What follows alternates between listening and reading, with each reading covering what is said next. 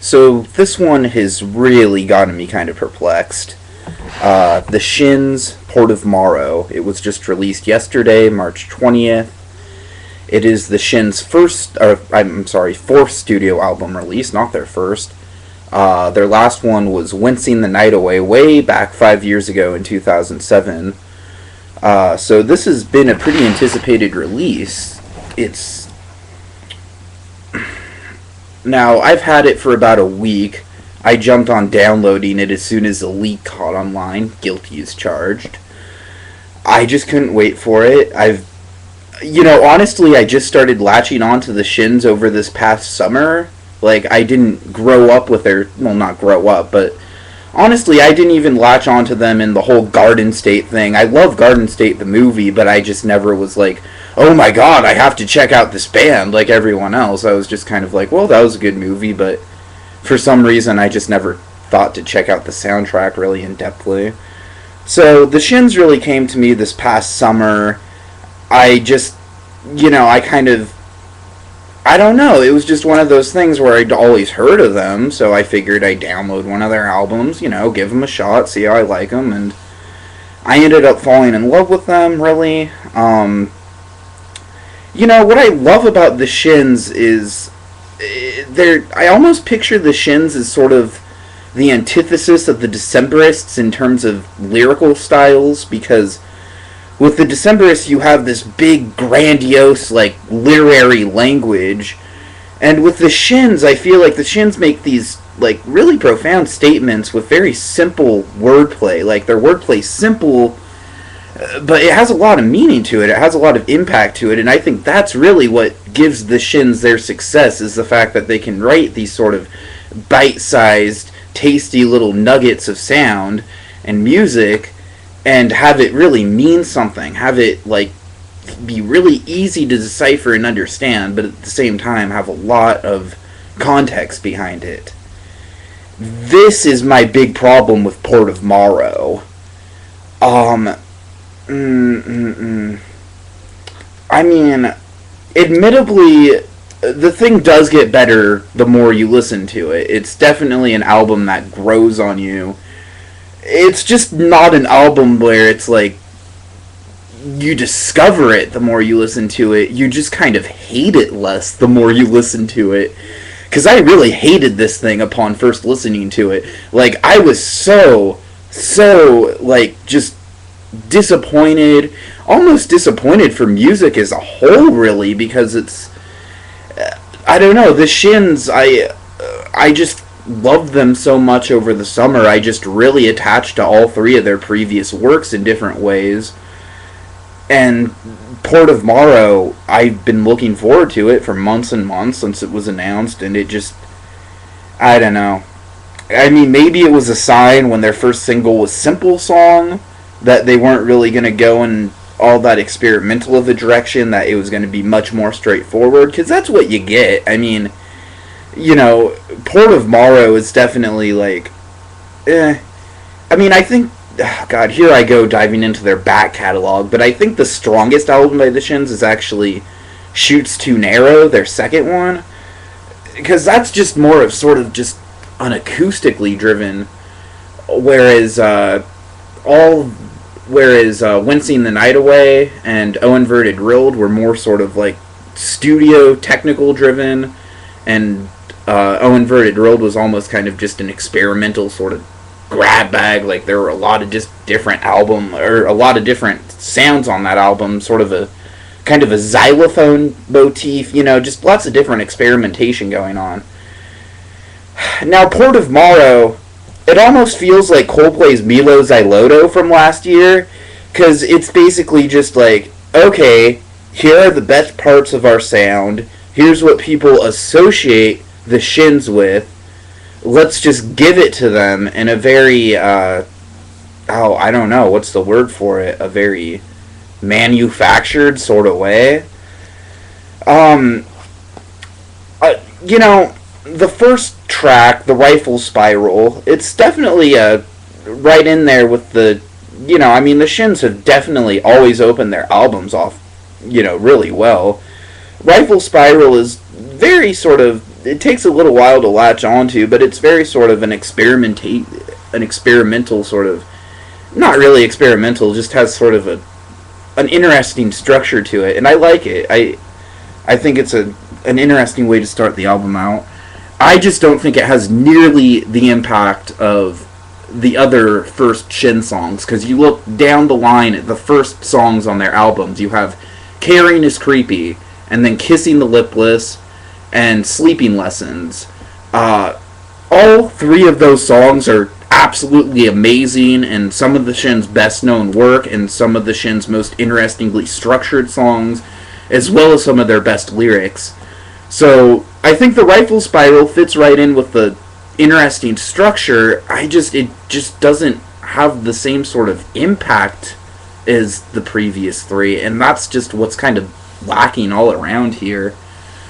Simple song, it's nice, it's good, there's a lot of studio trickery behind that song, and really I think James Mercer kind of hides behind studio trickery here in this album a lot. Like, really the biggest evolution of their sound is just the fact that it's cleaner and more well produced.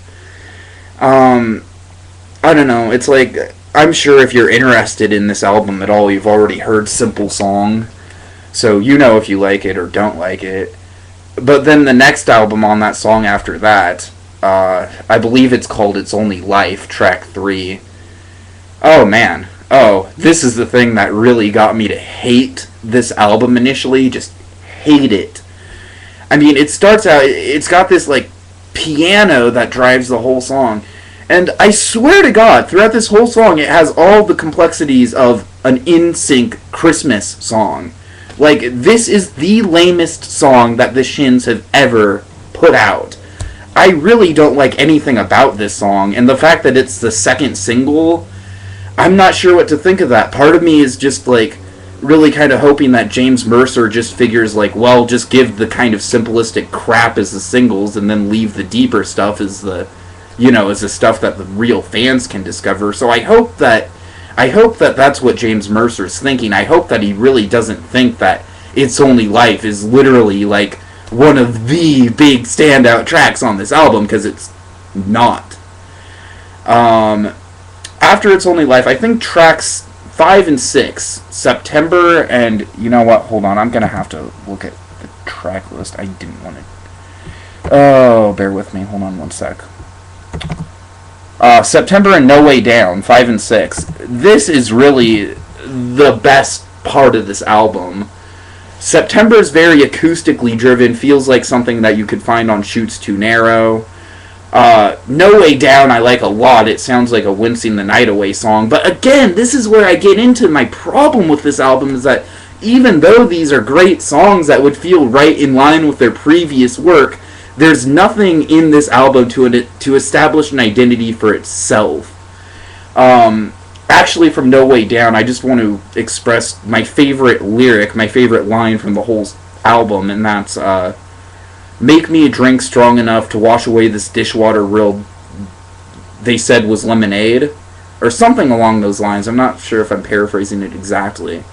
I absolutely love that line. I love it every time I hear it when I listen to it. It's one of those lines, though, that the Shins used to build all of their songs around wordplay like that. When I was talking about the sort of simple wordplay they use, that's exactly what I'm talking about. These sort of really simple ideas that lead into really deep and meaningful metaphors. And it's just sadly lacking here. Sadly lacking. Most of the songs are just about relationships. It's sort of James Mercer's sort of personal album. I don't know. I guess he's probably got a more domesticated life now, I bet. It really kind of reminds me of last year's Vices and Virtues from Panic at the Disco. I mean, sadly, it's got that sort of sound to it. It's just every song sort of just like it's not nearly as bad as that album is, because I think that album's fucking terrible. Even though I love Panic at the Disco, is pretty odd, so I was really disappointed with that. That was just 2 giant steps back, but whatever. Outside of Panic at the Disco, I still thought this was 2 steps back for the Shins as well. I don't know, it's just, it's not like any of these songs are really terrible or have any gaping flaws with them besides track 3. And I just think track 3's piano and chorus and everything is just awful. I really don't like the song For a Fool. I think most of the choruses on this album, pretty much all of the choruses are bland and forgettable and have the absolute most basic rhyming structure ever. Like a freaking second grader could have come up with the rhymes. And when you're rhyming words just to have rhymes, everyone knows that's not really good poetry. Everyone knows you shouldn't force rhyme in poetry. And it just feel like I just cringe. I mean, I wish I was more prepared and could just, like read off some of these lyrics, but some of them, they're just really bad. It's just like no creativity.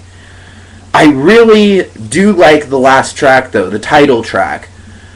It took me a while to get into it, definitely. It's like the Rifle Spiral. They kind of like bookend the album with these two sort of really interesting, really oddly structured songs. But, Port of Morrow, the song at the end, really is the only thing that sort of gives me hope that the Shins can even do something beyond this. Because a week or so ago, I was about ready to just say, like, oh man, this is like, the Shins can't even get past this at all. This isn't that terrible. I wouldn't even call it good, but it's not terrible. It's strictly decent. I mean, let's just put it that when the Shins should be coming out with something great, this is just decent, especially after 5 years. I really kind of blame Broken Bells for this. I especially blame Broken Bells for the emphasis on production over lyrics in this album. Those who don't know, Broken Bells is James Mercer's side project with Danger Mouse. Like I said, I don't absolutely vehemently hate this album like I did a week ago. I've grown to not hate it, but unfortunately that's about the most that repeated listens of this thing is going to do for you. It's got a couple good songs. I'd say my highlight tracks are September, September, No Way Down, and the last track, Port of Morrow. Port of Morrow, that track, I love the ambiguous nature of that track, and I love how it's just sort of like you really don't know what they're gonna do next. I also think, like Sleigh Bells, really, the Shins have yet to prove that they can come up with an album that's more than just a collection of these really well-written and clever songs. Well, in this case, they're not really well-written, but I don't know. I'm just waiting for them to do something that's beyond the sum of parts. I thought Port of Morrow was going to be it. I really loved the album title. I loved the album artwork. It just didn't really deliver for me. So, definitely some good stuff on here. It's just, even the good stuff feels like it could just be quickly categorized into other Shin sounds. Like, this really almost kind of feels like a Frankenstein's monster of Shin without any of the sort of charm. So, yeah, pretty big letdown for me. I mean, like I said, I've only grown to not hate it, but that doesn't mean I'm still not pretty disappointed in it. So, let me know what you think. I know I've kind of stopped production for a while, but I definitely intend to, come out full force now. I've just kind of been locked away on, midterms. So, I need to make reviews of The Walking Dead and everything, but let me know what you think of the Shins' Port of Morrow. Do you like the Shins? Were you disappointed by this? I'd love to get some sort of discussion going. I know I'm just starting to start up my channel, so it's a little early to beg for comments. I don't want to do that, but just let me know. I'd like to hear your thoughts.